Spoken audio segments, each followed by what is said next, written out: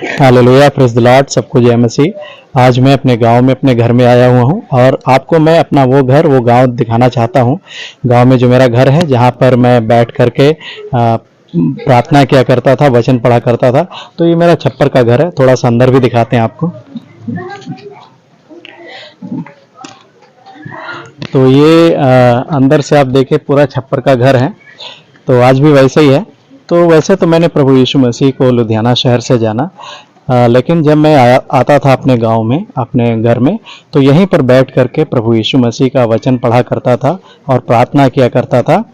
और मेरे घर में एक और जगह है, दूसरे घर में, जहां पर मैं अपने घर में बैठ करके रात में 1 बजे या 2 बजे, जब सारे घर के लोग सो जाया करते थे, मैं बैठ करके प्रार्थना किया करता था। उसका एक विशेष कारण था।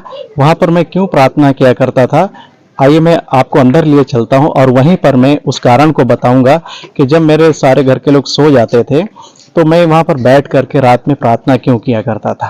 तो आइए चलते हैं। तो मेरा वही घर है जो जिसके बारे में मैंने आपको बताया। तो आइए मैं आपको वो जगह दिखाता हूँ जहां पर मैं बैठ करके, जब मेरे घर के सभी लोग सो जाया करते थे, मैं बैठ कर रात में 2 बजे प्रार्थना किया करता था। तो यही वो कमरा है, यही वो जगह है। थोड़ा अंधेरा है।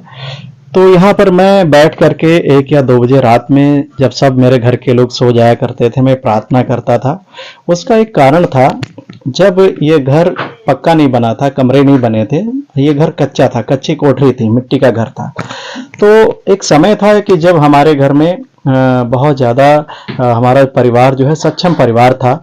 और मेरे दादाजी बताया करते थे कि हमारे घर में 40-40 गायें रहा करती थीं और दूध और मक्खन घी की कमी नहीं होती थी और अनाज की कोई कमी नहीं होती थी। लेकिन किसी ने क्या किया, हमारे घर में दुष्ट आत्माओं को स्थापित करवा दिया और जिसके बाद से हमारा घर जो है इसमें हानि होने लगी। वो सारा सब कुछ जो था वो सब बर्बाद हो गया। हमारा परिवार और नीचे चला गया, तो गरीब हो गए। और क्या हुआ कि जब हम लोग पैदा हुए, उसके बाद क्या हुआ, जब मेरे बड़े भाई की शादी हुई, तो मेरे बड़े भाई यहीं पर भाभी के साथ लेटा करते थे। तो होता क्या था कि ये कच्ची कोठरी थी उस समय। तो वो रात में 1 बजे या 2 बजे उठ करके दोनों लोग बाहर भागते थे और उन्हें ऐसा लगता था कि कोई आ रहा है और उनको पूरा दबा रहा है। कहीं सर कटी लाश दिखती थी, कहीं कुछ दिखता था। एक डरावना सा माहौल था घर में। तो कोई भी यहाँ पर बैठ नहीं सकता था, रह नहीं सकता था। और क्या होता था, कोई भी अगर लेटता था या रहता था तो क्या होता था, उसको बुरे स्वप्न आते थे। वो दुष्ट आत्माएं क्या करती थी, यहाँ पर किसी को रहने नहीं देती थी।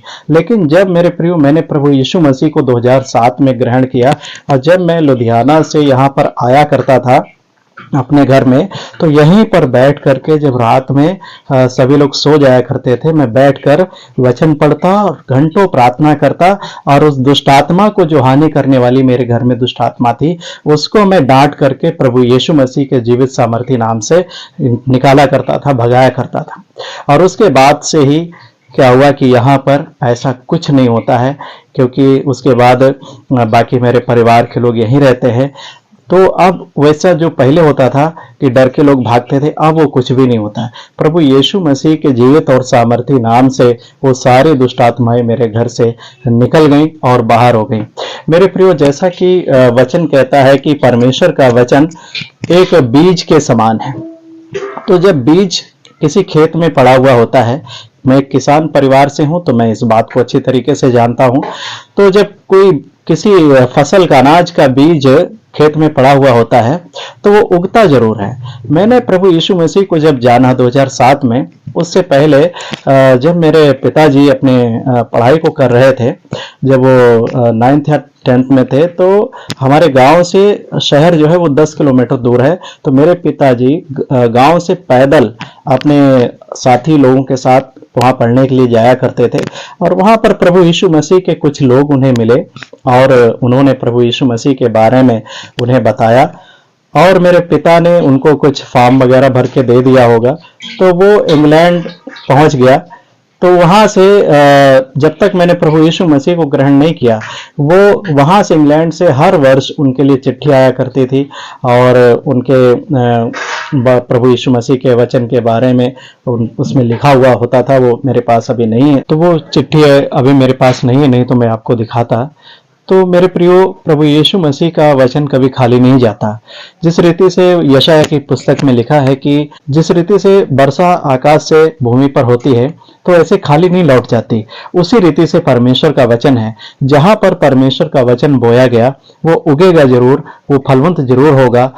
उसका एक समय है, वो अपने समय पर जरूर फलवंत होता है। तो मेरे प्रियो, मेरे पिताजी के पास मौका आया, मेरे बड़े भाई के पास मौका आया प्रभु को जानने का।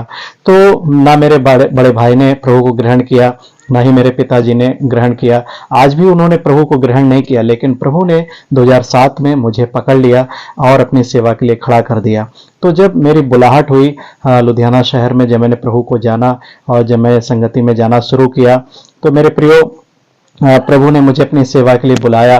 तो जब प्रभु की बुलाहट मेरे जीवन में हुई, तो मैंने प्रभु से 3 साल 2007 से लेकर 2010 तक एक प्रार्थना किया कि प्रभु, अगर आप मुझे अपनी सेवा के लिए बुला रहे हैं, तो मैं अपने लोगों के बीच में, अपने जिले में आपकी सेवा करना चाहता हूं, क्योंकि मैं प्रभु आपको जान गया हूं। अगर मेरे जिले के मेरे अपने लोग आपको नहीं जानेंगे तो नरक जाएंगे, उनको कौन बताएगा उद्धार के बारे में। तो इसलिए मैंने प्रभु से 3 वर्ष प्रार्थना की और 2010 में प्रभु ने मुझे ला करके मेरे जिले में, जैसा मैंने प्रभु से मांगा था, मेरे गांव में, मेरे जिले में मुझे खड़ा किया अपनी सेवा के लिए।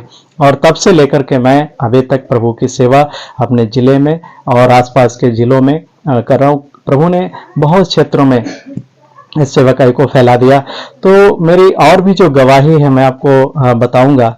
इतना आसान नहीं था जब मैं प्रभु की सेवा में खड़ा हुआ। पूरा परिवार, पूरा खानदान विरोध में था, बहुत सारे लोग विरोध में थे और बहुत कुछ हमारे जीवन में उतार चढ़ाव है, वो मैं आपको आगे अपनी गवाही में बताऊंगा। तो मेरे प्रियो, यही वो स्थान है, यही वो जगह है जहां पर एक समय था मेरा परिवार रह नहीं सकता था, लेकिन आज प्रभु की दया से यहाँ पर सभी लोग बड़े आराम से रहते हैं। हालांकि उन्होंने विश्वास नहीं किया, लेकिन एक दिन प्रभु जब आएगा तो वो इस बात को सोचेंगे।